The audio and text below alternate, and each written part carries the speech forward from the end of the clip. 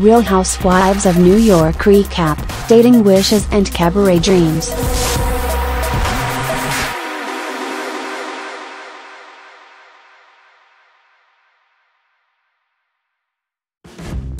What do you get when you mix jailbird cabaret with speed dating with mothballs? The Real Housewives of New York, of course, which is still hitting it out of the park every week this season.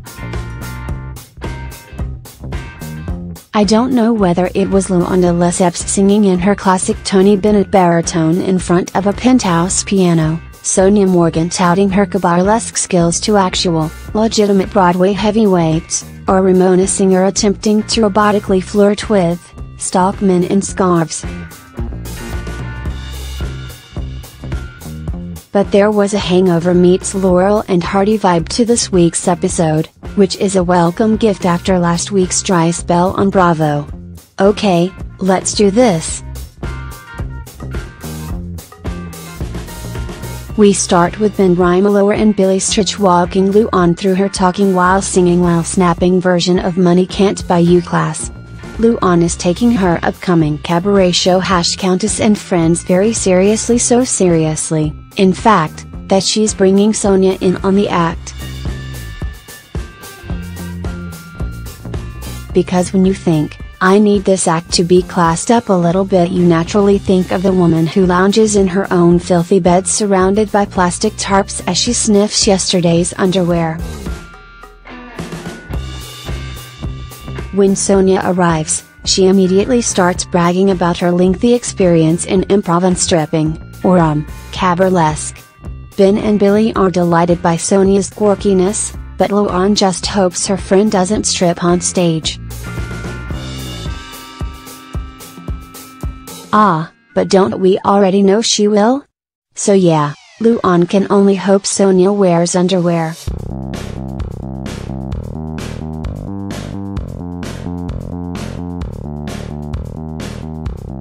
I can only hope the show will be a snatch-free zone, she says.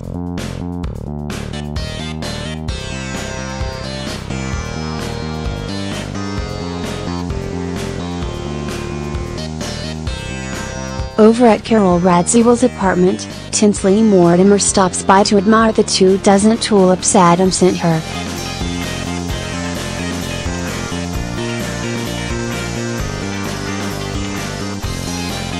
Carol loves the attention, but claims she doesn't want to get back with a man she wouldn't let live with her, call her his girlfriend, or have shared custody of pets with.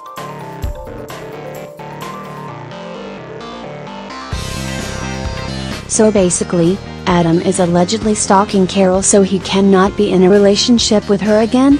I'm very busy being busy, says Carol, who literally does nothing all day every day.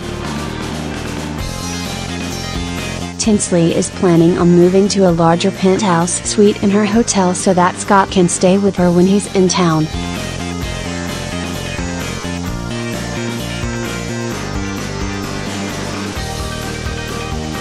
Carol encourages Tinsley to keep it frisky, but cute, which is basically the same advice cat photographers give their clients.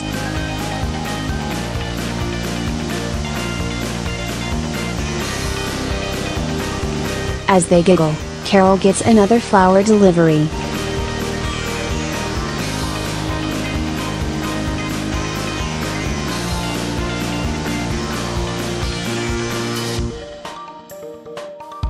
This time it's red roses from a matchmaker she met recently who wants national TV exposure. The Roni ladies to join her in a speed dating event. Almost everyone is single-ish, so why not? At Bethany Frankel's pad, Sonia stops by and is accosted immediately with a gift of red skinny girl jeans.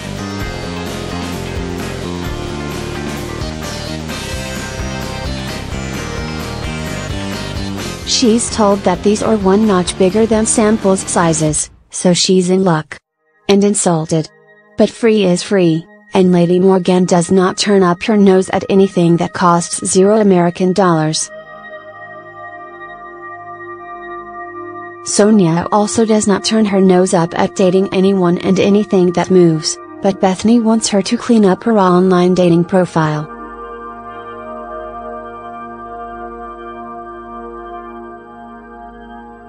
So far, the profile reads like a Mad Libs of Sonia's Fever Dreams 2005 present.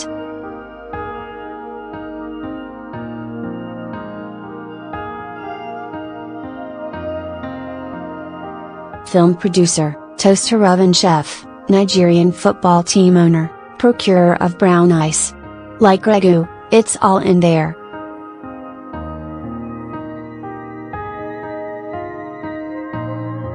Bethany cracks up reading it, then gives Sonia a slap on her bared ass for good measure.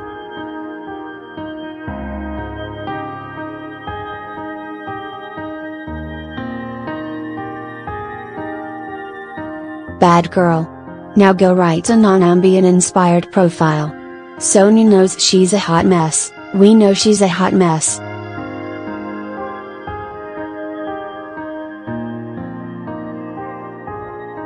And I simultaneously want her to never change and change all at the same time. I just can't quit this crazy broad.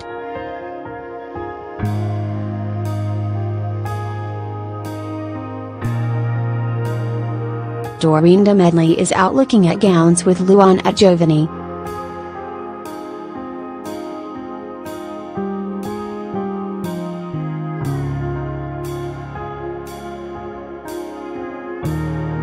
Lou needs at least 10 costume changes for the show, and Dorinda says her connections to Giovanni come in handy for the occasion.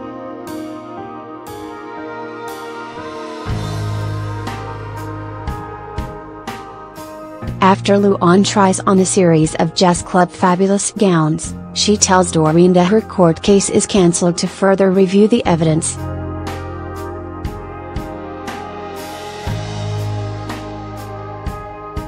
She claims she never had criminal intent, and took the initiative to go to rehab, so she, and her very good lawyer, are hoping the charges are reduced from felony to misdemeanor. Ah, privilege. How handy you are. Speaking of extreme privilege, let's get a little more extreme over at Tinsley's. It's moving day, which means it's time for Tins to throw her designer shoes in boxes and haul her sweaters out of the oven.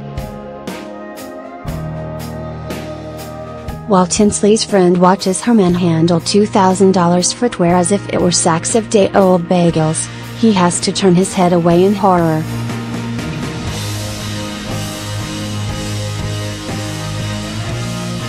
But we all witnessed Tinsley bringing her dog and ITS stroller into her new amazing penthouse.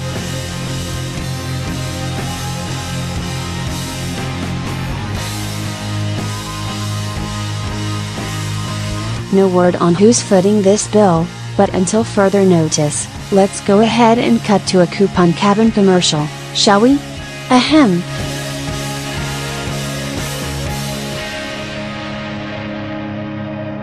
After Luan's AA meeting, she meets Carol out for coffee to talk about what she's learning and recovers.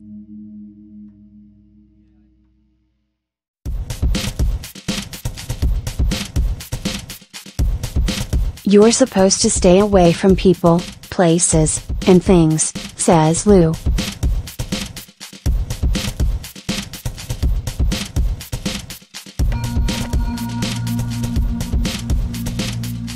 And I guess, drugs?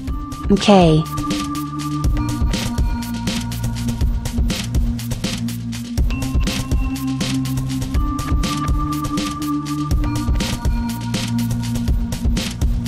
Well, Luan, keep coming back.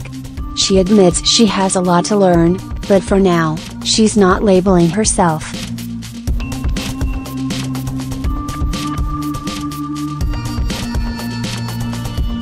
And she thinks being sober is exhausting.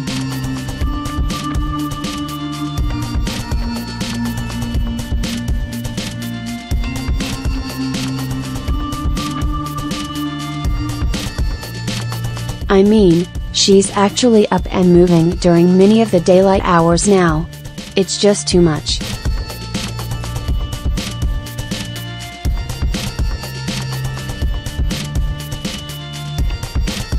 At least Carol likes the new Luan, even if Luan doesn't yet.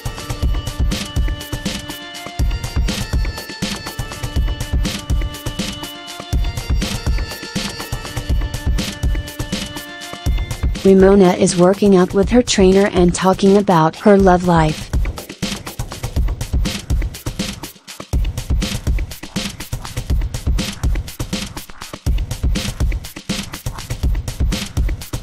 Short story, it's still a closed book. Ramona thinks she's a world-class flirter, but no one special is in her life right now.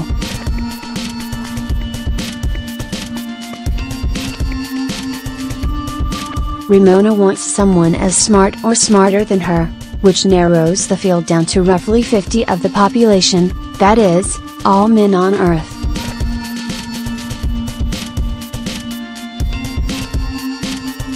The next day, Dorinda and Luan take a walk and discuss good, clean fun like AA and church.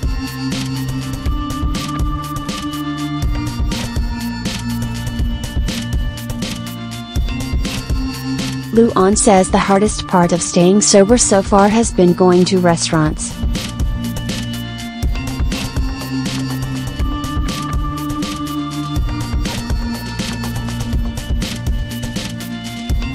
Dorinda can sympathize, except that her house is her bar, and she'll happily take all of Luan's extra booze if she's looking to throw it away.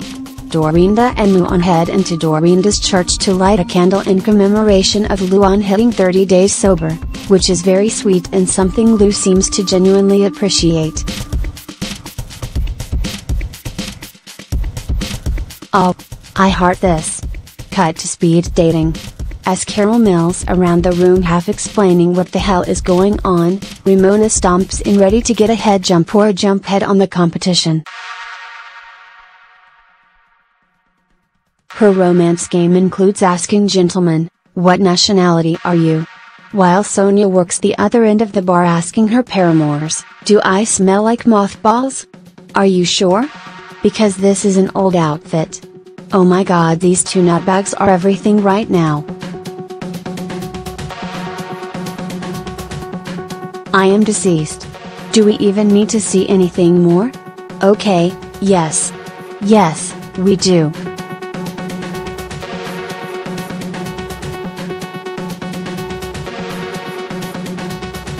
Bethany enters the clusterfuck, hoping to score too.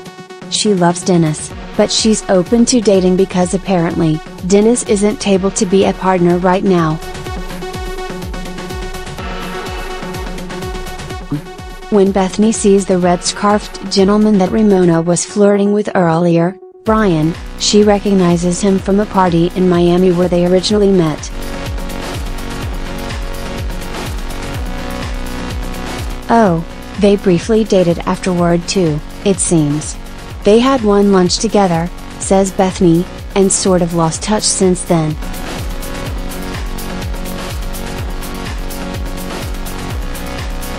As speed dating commences, Ramona scores a one-on-one with Brian, who she's obviously interested in.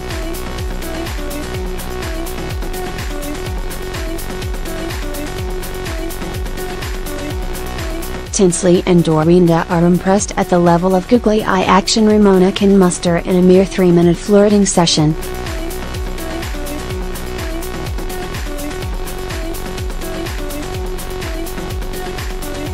Meanwhile, cringes ripple around the room as the ladies awkwardly interact with totally petrified men from wall to wall.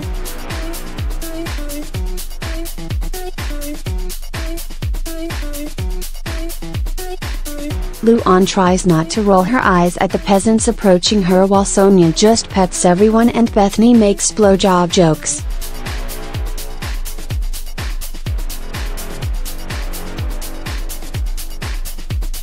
Essentially, this speed dating situation is boiling down each housewife to her purest form of neuroses, and it's bizarrely entertaining.